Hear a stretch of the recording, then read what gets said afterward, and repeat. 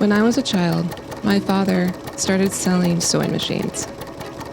While growing his business, he taught me what tenacity means, while teaching me how to sew.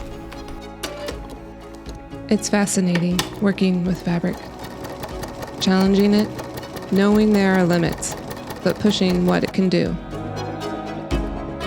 Every job I work has its own challenges, but offers a great reward to the community.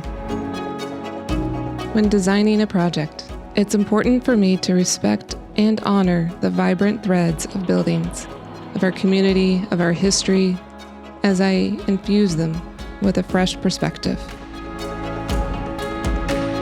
Whether it's the construction of a multi-family high-rise in the heart of downtown or a fast turn on an 18-story office building, our team has to function on all cylinders to solve problems that may seem insurmountable.